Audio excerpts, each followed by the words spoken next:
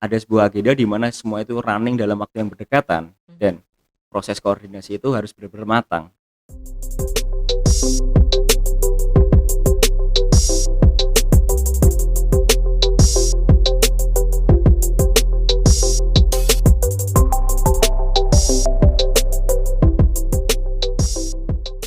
Hai Sobat Tiyu, kita ketemu lagi di Tiukes Tirta Utama Podcast. Dan sekarang kami hadir dengan tema yaitu melayani sepenuh hati. Karena kalau misalnya kerja itu kan memang harus menggunakan hati ya, nggak cuman kerja-kerja aja, tapi kalau nggak ada hatinya itu nggak bisa maksimal nanti. Nah, kita akan membicarakan tema ini bersama dengan Bapak Hari Rahmawan, Kasubag Sekper atau Sekretaris Perusahaan. Betul ya Pak Hari? Benar sekali. Pak Hari apa kabar?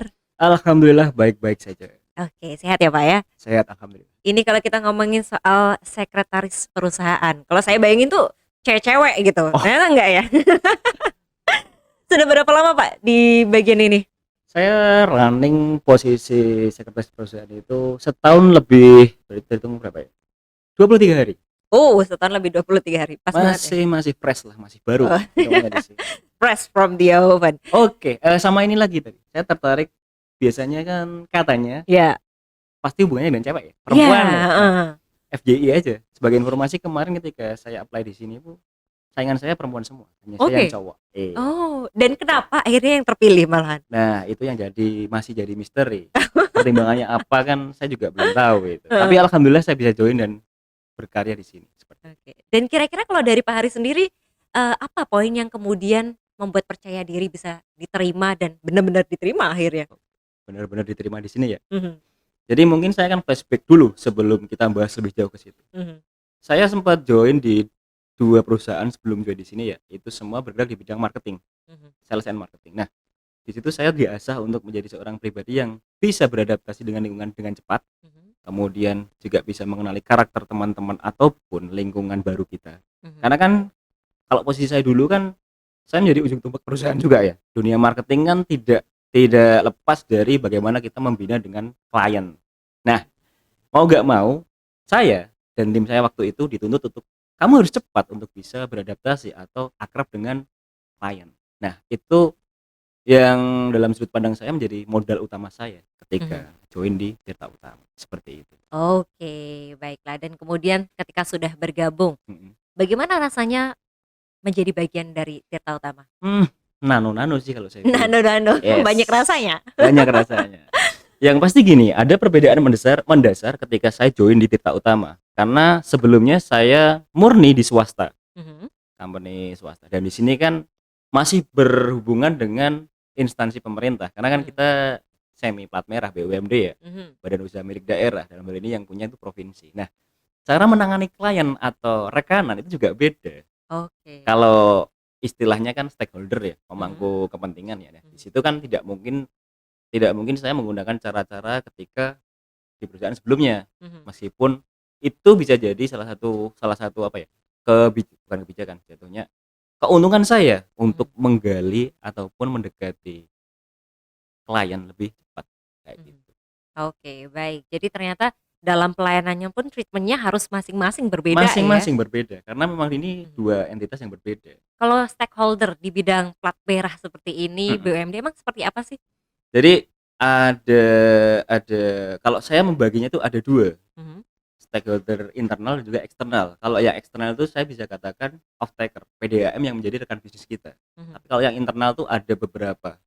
Taruhlah seperti Pusdataru, mhm, BMCK, kemudian pihak kementerian. Itu mhm, yang menjadi rekanan kita untuk membangun company Tirta Utama ini lebih besar. Tapi mhm, kalau yang off taker tadi, PDAM-PDAM yang menjadi klien kita itu memang itu murni bisnis, hubungan mhm, bisnis. Jadi kita harus bisa menggunakan cara yang berbeda, efektif lah. mhm, Karena nanti impact-nya juga pasti akan berbeda kalau kita salah treatment, mhm. seperti itu. Oke, baik. Dan kemudian kita mulai masuk nih ke Mhm, bahasan tentang, sekper ya. sektor. Tugasnya sendiri kalau di Tirta Utama sini apa dari bagian sekper? Yang pasti kalau kita ngomongin tugas utama sekper, yang pertama tetap administrasi surat masuk ataupun surat keluar, Mhm, satu. Itu juga melingkupi dokumen-dokumen perusahaan. mhm, Nah, misalkan kan kalau perusahaan itu pasti ada, apa ya istilahnya itu, kitab suci ya, Wih, pegangan kitab ya, suci. pegangan. Ada perdir, kemudian ada anggaran dasar, Mhm, terus ada berkas GCG juga. Itu yang menjadi ranah kita, mhm, pengarsipan lah mhm, seperti itu. Kemudian untuk surat menyurat juga itu nanti tetap di bagian saya. Saya akan support teman-teman. Jadi bisa dikatakan sekper di sini adalah fungsinya untuk support teman-teman. mmm, Meskipun utamanya tetap ke direksi, khususnya direktur utama. mhm, Itu yang pertama. Kemudian yang kedua itu kita juga mengelola SPPD, surat perintah perjalanan dinas. Jadi kaitannya ketika teman-teman mau melakukan perjalanan dinas, kan kita ada satu, dua, tiga unit yang mhm, sudah beroperasi. Spam Regional Bergas yang di Kabupaten Tegal, Slawi. mhm, Kemudian ada juga Keburejo, Kebun Purworejo, dan yang terakhir itu Petanglong. Nah, mhm, teman-teman di pusat intensitas untuk terjun ke lapangan itu cukup tinggi. mhm, Nah, bagaimana sih pengelolaan untuk supporting operasionalnya itu di tim saya. mhm, Dan sampai sejauh ini juga lotnya cukup tinggi juga karena kita sedang mempersiapkan untuk spam regional Wasusukas itu di Wonogiri. mhm, Jadi otomatis pergerakan teman-teman juga akan sangat dinamis dan ini mhm. banyak lah, padat lah seperti itu. Sedinamis dan padat apa sih di bagian yang menjadi kerjaan dari sektor ini? Apakah agenda dalam satu hari atau bahkan sudah sampai seminggu, sebulan ke depan? Kalau seperti itu parameternya akan sangat sangat apa ya, kalau saya katakan tuh bias, bukan bias sih. Mhm, Jadi agenda tim saya itu tidak bisa dipastikan. mhm, Tergantung misalkan surat masuk dari instansi, undangan dan sebagainya, itu kan tidak bisa ditebak ya. Taruhlah mhm, gini, ini kan hari Jumat, minggu terakhir. mhm, Kita belum tahu agenda ke depan seperti apa. Bisa jadi waktu Sabtu, kita kan off kan Sabtu dan Minggu. iya, Sabtu ada surat masuk, nah mau nggak mau saya harus eee remote on time, remote on mmm, bukan on time sih, apa ya namanya, selalu selalu selalu siap sedia untuk merespon surat masuk tersebut. Dan oh, iya, oke. bisa dikatakan memang tidak ada waktu libur dalam hal ini gini, maksudnya tuh waktu libur tuh benar-benar free dari kegiatan kantor, enggak. Mhm, Jadi ketika ada surat masuk saya langsung melemparkan ke direksi. mhm, Nah, terus itu kan kita juga ada grup kan, mhm, kira-kira ini disposisi mau ke siapa?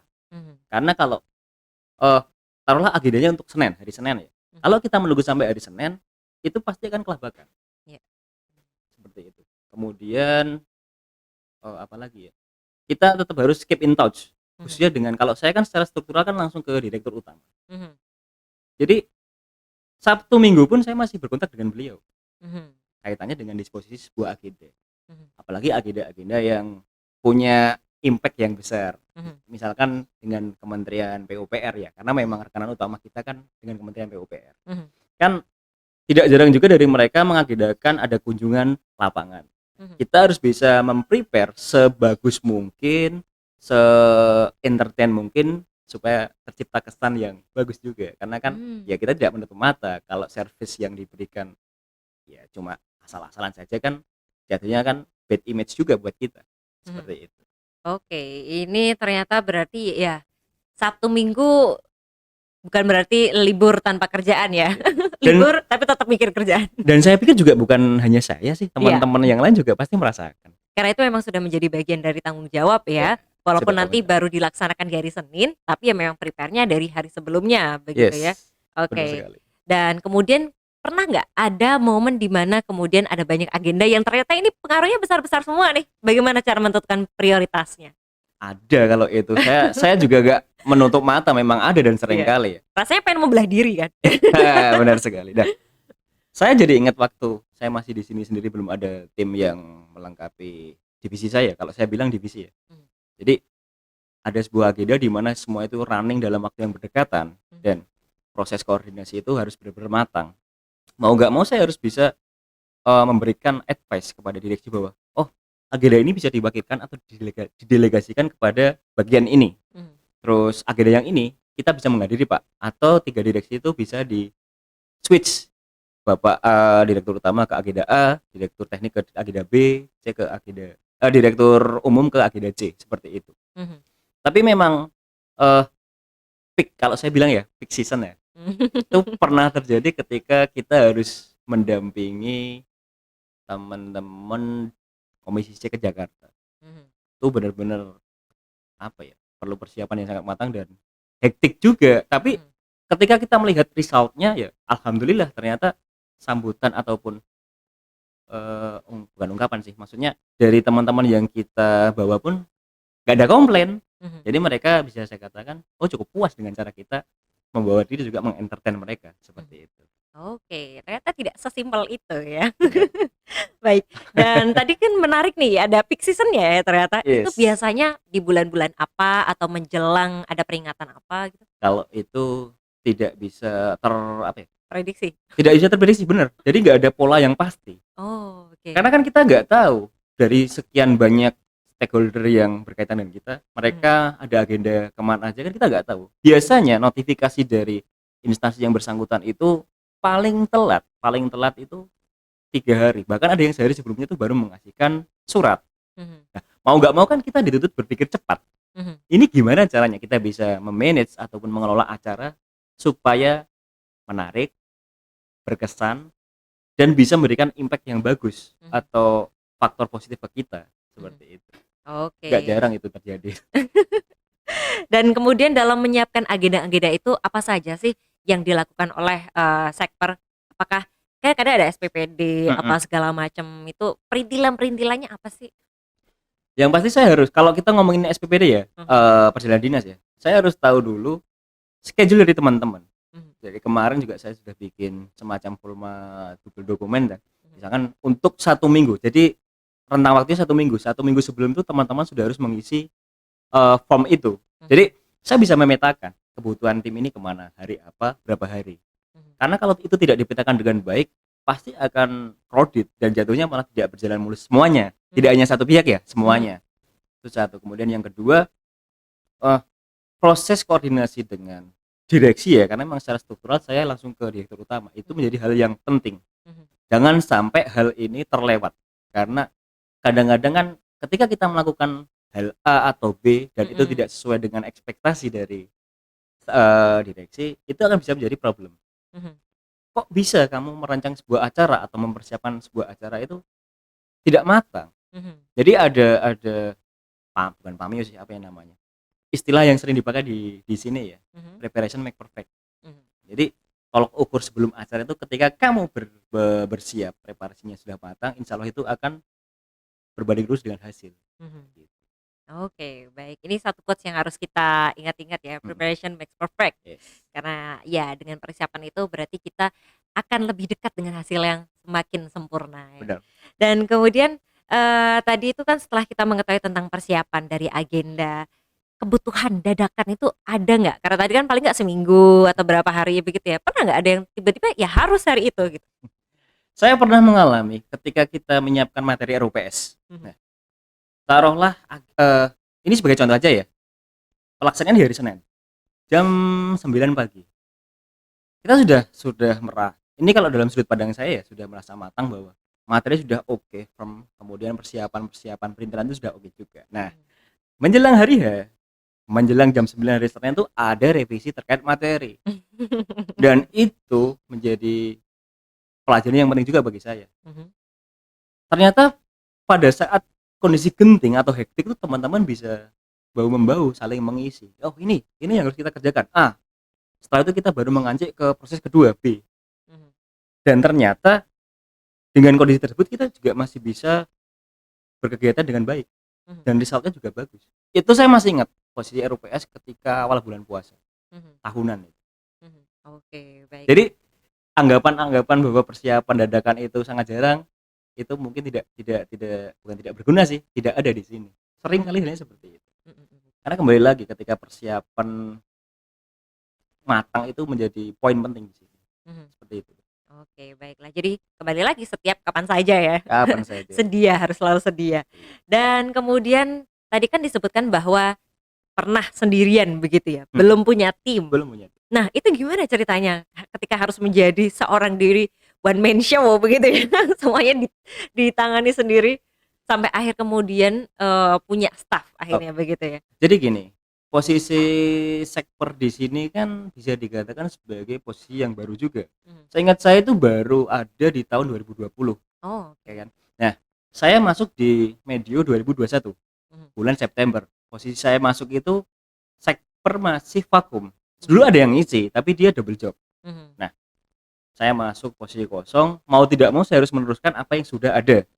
Ditambah lagi juga saya harus bisa menciptakan bukan aturan, apa ya namanya, SOP lah. Jadi Mhm. memang ini proses pembentukan sebuah jabatan baru, bisa dikatakan jabatan baru, dan Mhm. dia harus bisa langsung tune in dengan gerbong yang sudah disiapkan oleh direksi, Mhm. perusahaan lebih tepat. Mhm. Gerbong ini mau berjalan cepat, kita harus bisa menyesuaikan. Mhm. Dan kalau dikatakan berat, ya memang Mhm. waktu itu memang saya merasa itu cukup cukup cukup berat dan menjadi tantangan tantangan besar. Tapi setelah proses berjalan, ternyata memang ini harus ada, posisi sektor itu harus ada dalam sebuah perusahaan. Karena Mhm. kalau nggak ada ini, ya nggak bisa smooth juga. Mhm. Dan akhirnya pada, seingat saya tuh 2 bulan setelah masuk, 2 bulan 3 bulan, ada akhirnya masuk beberapa teman-teman untuk mensupport tim Mhm. saya, seperti itu. Oke, baik. Dan kemudian kalau kita lihat berarti kan dari yang 2020 baru mulai Baru ada, ada ya. kemudian sempat vakum, akhirnya 2021 hadirlah Pak Hari dan Mhm, kemudian di tahun ini sudah ada teman-teman yang lain begitu sudah ya. ada. Berarti perusahaan memberikan concern yang cukup eee, kuat pada bidang ini ya untuk Korsek ini sendiri. Saya rasa sangat besar sih concern Mhm. dari perusahaan, karena ya mungkin memang posisi ini dirasa penting Mhm. untuk jalannya roda perusahaan. Titik pentingnya ada di mana saja Jadi nih? gini, kita ada 3 kantor unit ya. Mhm. Nah, untuk proses konsolidasi informasi ataupun apa ya, pembatasan juga bukan, pokoknya intinya koordinasi lah. Ini Mhm. Korsek harus bisa menjembatani Mhm. alur masuk dan keluarnya informasi. Kemudian dari situ kita harus bisa mengemas ulang informasi ini tuh seperti apa sih dan harus dibagaimanakan. Mhm. Nah, filter awalnya tuh di tim saya, Mhm. seperti itu. Oke, baik. Jadi filter awalnya ini yang kemudian nanti menjadi jaminan apakah infonya akan tersampaikan dengan baik Iya, atau tidak ya. benar sekali. Baik, dan kalau misalnya kita lihat ada hal-hal lain nggak yang menjadi bagian dari, pekerjaannya Korsek nih gitu kan, karena salah satunya bidang ini nih, talk show kita, podcast kita juga jadi salah satu ya bagian dari Korsek, ada hal lain lagi nggak? Apa ya, Medsos? medsos Atau jelas, dokumentasi juga di Korsek jelas, ya? karena itu dia kan jadi tupoksinya humas, Mhm. dan humas itu berada dalam struktur tim saya. Mhm. Temannya Mbak Hani, Mas Mhm. Dava itu kan dia yang mengampu untuk bagian humas dan juga dokumentasi, termasuk juga untuk pengelolaan medsos, Mmm. PPID juga. Oke. Jadi itu memang memang menjadi ranah ranah Polsek sih, Oh, mereka banyak seperti ya, itu. kita tepuk tangan dulu untuk teman kita ya. Jadi, fungsi humas ada di situ, Ada, kemudian medsos juga. masuk di situ. Nah, Kemudian ada mhm, lagi yang SPPD tadi saya mhm, sebutkan, kemudian SPPD, satu lagi yang di Prondes. mhm. Baik, dan kemudian kalau misalnya kita mulai ngomongin soal sekarang kan digital ya, Yes, medsos itu penting dan sekarang Tirta Utama juga sudah mulai menjalankannya. sangat penting. Se-concern apa sih sama hal-hal digital seperti itu? Oke. Jadi mungkin bisa saya jelaskan historicalnya ya. Iya. Sebelum saya dan tim saya masuk, Mas Dewa masuk itu, saya ngelihat bahwa di Tirta Utama sendiri masih belum terfokus dalam satu pintu. Mhm. Jadi kan kita ada 3 unit kerja. Nah, Mhm. dari masing-masing dari mereka itu juga ada medsos lah untuk Iya. cara mereka membranding atau memberikan informasi ke pihak luar. Oke, jadi channel-nya masing-masing gitu Masing-masing itu ya? satu. Yang Mhm. kedua, pengelolaan bisa dikatakan bukan medsos ya, website sendiri pun juga stuck. Nah, ketika tim saya Dava masuk itu, semua bisa bisa di-handle sih kalau dalam Mhm. dalam dalam sudut pandang saya itu bisa di-handle dan juga dikondisikan Mhm. untuk menjadi satu pintu. Karena kan Mmm. kalau informasinya itu tidak tersentral, Mhm. itu kan jadi bias juga, Betul. kayak gitu. Iya, apalagi untuk secara konteks ini kita perlu gambaran besarnya dulu ya, Benar, kemudian untuk detail-detailnya apa dan benar sekali. lebih, gampang untuk membangun, brand itu Mhm. melalui satu Instagram atau satu pintu itu tadi ya, jadi Jelas tidak berbeda-beda. jelas. Oh, Karena kan gini, kalau misalkan dari masing-masing unit tanpa ada proses filter ya, mhm. taruhlah dari bagian-bagian terkait itu tidak memberikan masukan kan, kok seperti itu informasi yang keluar, Mhm. itu kan tidak semestinya. Mhm. Nah, tapi kalau kita bisa membuat itu terkonsep satu pintu, kita kan bisa info apa sih yang mau kita keluarkan Mhm. untuk mensikapi fenomena atau kejadian yang sudah terjadi. Mhm. Paling sering sih kalau kita saya ambil satu contoh tuh di Bregas itu kan sering terjadi kebocoran ya, karena Mhm. memang usia pipa di sana juga cukup tua. Mhm. Itu dulu setahu saya tidak masif pemberitaan di medsos, setahu Oke. saya. Tapi Mhm. ketika itu sudah jadi satu pintu berasal dari tim pusat, Mhm. itu bisa terkontrol Mhm. dalam sudut pandang saya. Dan sebelum informasi atau berita keluar pun juga kita melakukan sounding koordinasi ke bagian yang bersangkutan. Mhm. Kayak gitu. Oke, jadi gatekeeper juga ya konsep ini.